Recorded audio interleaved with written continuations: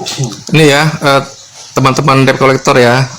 Anda udah masuk rumah saya. Assalamualaikum warahmatullahi wabarakatuh. Apa kabar teman-teman semuanya? Semoga semua dalam keadaan sehat walafiat ya. Diberikan kesehatan, kelancaran, serta kemudahan dalam segala urusan apapun itu. Hari ini semangat lagi kita, makin kita kuat mental. Oke teman-teman, kali ini saya akan membahas tentang nekat DC-DC ini terobos rumah, akhirnya keok juga. Nah, apa yang terjadi? Kita akan bahas secara tuntas. Tapi sebelumnya saya harapkan kalian semuanya sudah subscribe channel ini, agar channel ini terus berkembang dan memberikan informasi terbaik buat kalian yang galbay. Oke teman-teman, ini dia buat kalian.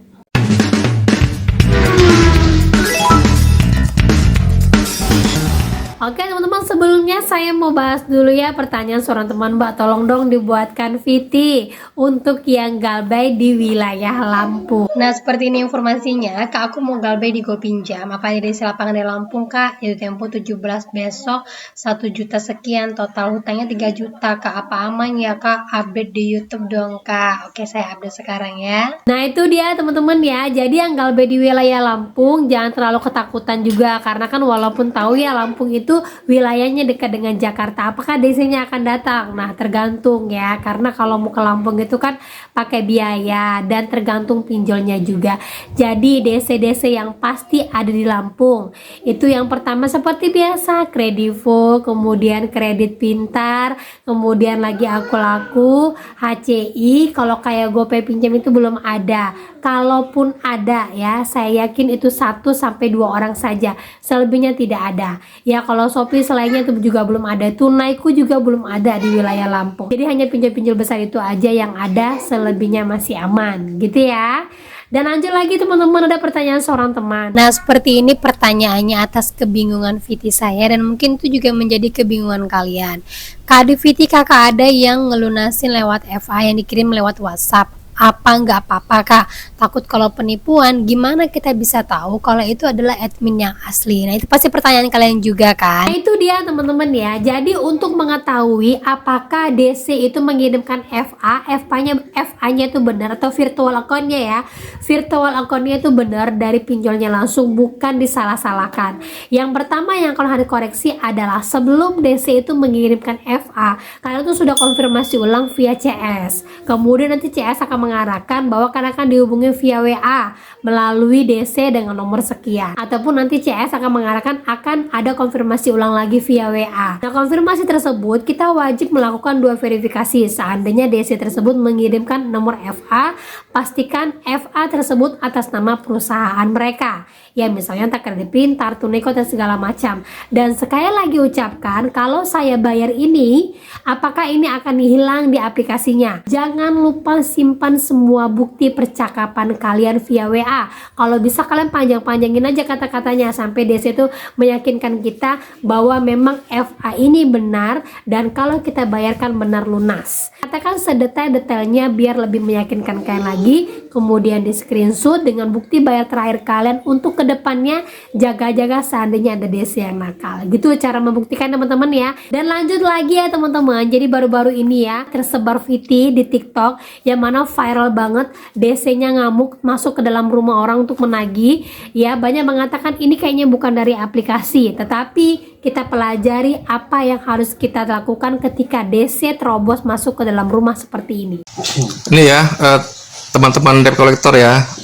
Anda udah masuk rumah saya kasih waktu 5 menit. Kalau Anda nggak pulang, saya saat ini belum punya uang. Tahu supaya nggak ibaratnya ini ngomong siapa, ini ngomong gimana. Makanya ini Bapak Polisi kan kita butuh datang sebagai penengah dan pelindung kita gitu. Itu juga kami juga selaku ini juga butuh Pak Polisi di sini untuk melihat jelas, oh ternyata begini kondisinya, tidak sama seperti laporan pengaduan yang berat sebelah. Iya, masuk rumah. Kamu yang kasih Masuk rumah. Saya sudah minta supaya pergi, tapi dia nggak pergi-pergi, itu kan masuk pasalnya. Ya. Kalau penegakan hukumnya nggak bisa, berarti kita laporannya juga bapak-bapak dengan hormat kita laporkan berobat. Tapi kalau bisa ya sudah, kalau kayak kita lakukan orang yang masuk rumah ini, akan beroperasi Kamu mengalami pengancaman dan segini banyaknya masuk pada intimidasi. Iya. Iya. Top. Jadi Intimidasi kau. Top, benar, tepat. Kalau kau itu harus ketemu langsung. Tepat sekali. Semuanya main hak saya gimana sih? masuk rumah tanpa Iya. izin. Ini akan Tanpa izin mana? Istri sama Tuan anak. rumah kasih izin, terus bapak kesini ini karena pengaduan. Dengan sopan. Ya. Ya. Nanti dibuktikan, Mas, omongan saya ya. Saya bukan pengacara baru lahir kok. Ya, Mas terakhir di penjara nggak kenal nama saya, ya. ya. Saya proses rumah nggak sering kok. Google nama saya di Google aja. Suruh searching benar-benar ya. Biar tahu siapa dia dan Silakan menempuh upaya hukum masing-masing, ya, baik ke perdataannya maupun ke pidana.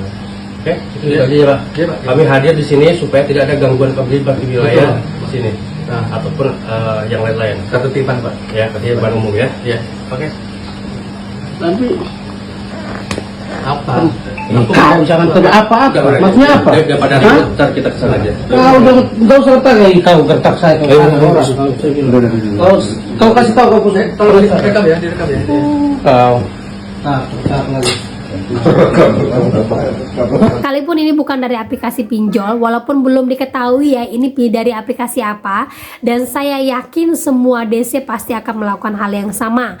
Nah, kalau sudah model seperti ini, apakah saya harus bekerja sama dengan para lawyer? Jawabannya tidak, ya, tidak perlu juga. Yang penting kalian tahu UU perlindungan buat kalian ketika kalian galbay. Ingat, orang Indonesia semuanya itu membayar pajak. Pajak itu digunakan untuk melindungi kita. Ya, jadi kalau ada DC model seperti ini, yang pertama kali kalian harus lakukan adalah kalian tahu posisi kalian ada galbay di pinjol mana. Ya, misalnya di Kredivo, misalnya di Tunaiku. Nah, itu kan pinjol-pinjol yang memang agak beringas datang ke rumah kan ya. Lanjut lagi ke Pintar. Kalian wajib minta surat identitasnya sama SPPI-nya karena dia udah menerobos masuk ke dalam rumah. Kalau DC-DC yang tidak punya SPPI, dia nggak akan berani masuk. Karena dari dia datang ke rumah kita aja itu udah menyalahi aturan karena dia menagih tidak membawa surat lengkap. Ya, kalau dia bisa menunjukkan SPPI-nya, SPPI-nya wajib dalam bentuk card. Ya, dalam bentuk card seperti ATM. Nah, seperti itu. Kalau seandainya tidak ada keluarga kalian, kalian wajib videokan. Sebagai apa? Sebagai bukti. Kalaupun ada keluarga kalian itu wajib memvideokan biar bukti karena DC main terobos aja masuk ke dalam rumah. Ya, terus lagi DC wajib membawa surat tagihan ataupun surat atas nama diri kita langsung, bukan atas nama orang lain. Karena menjelang Ramadan ini pasti akan banyak modus. Ya, modus sebelum Ramadan aja sudah banyak. Salah satunya itu banyak orang yang tidak menggunakan aplikasi itu, tidak punya aplikasi itu tapi ditagih. Nah, seperti kejadian baru-baru ini, ia mengatakan bahwa kakak, aku bukan pinjam-pinjol, tapi aku ada transfer masuk 42 juta dari pinjol ada pundi, dan katanya aku sudah telat bayar padahal duitnya masih aku tahan, sudah lapor bank, bingung dan telepon, takut ditelepon melulu. Terus ada yang mengatakan lapor ke OJK terdekat saja kak, dan dia bilang katakan sudah kakakku, makanya aku tahu nama aplikasi pinjolnya.